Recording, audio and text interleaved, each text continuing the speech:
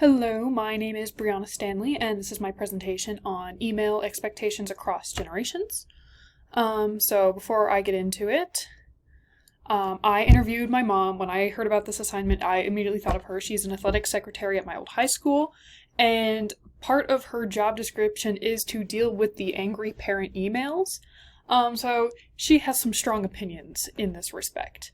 And then I also emailed my roommate. She's a college student. She emails back and forth between a lot of professors, advisors, and other students. My mom is Gen X, and my roommate is Gen Z.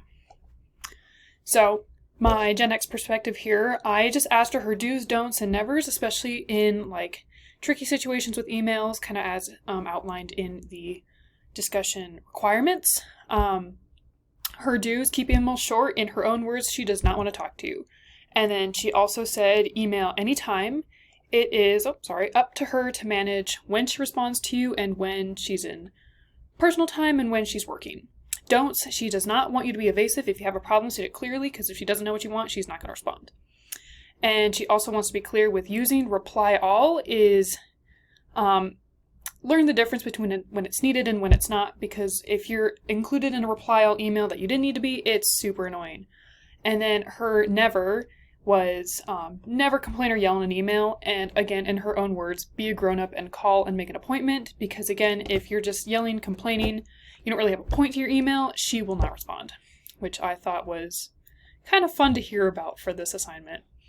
Alright, so for my Gen Z perspective, my roommate's kind of thoughts for do's were be polite and professional, always state your name and signature clearly, always have your student ID, your title, your name, kind of all that stuff. And then don't have grammatical errors, make your messages too short. Your professors and advisors, kind of this is who she emails, should always know what you need and why. And then her nevers were write an informal email to a professional recipient and never undersell yourself. She kind of maintains that if you have an issue, make it clear, and being polite or passive can undermine your message and not get anything done.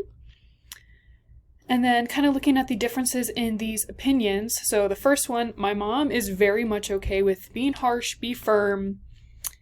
It's okay to be annoyed, essentially. And then my roommate's counter perspective to that was always be polite. And of course, there's probably a happy medium between these two. Obviously, my mother is very much dealing with angry and irrational parents that are just mad at,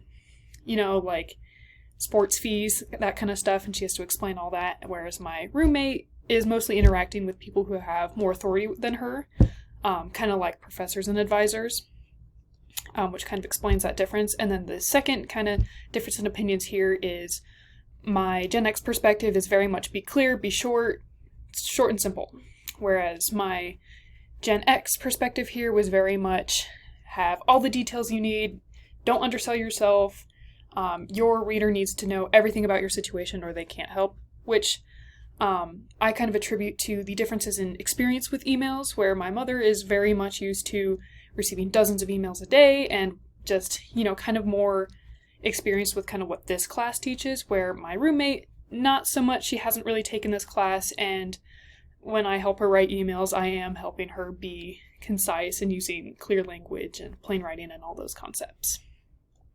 Thank you.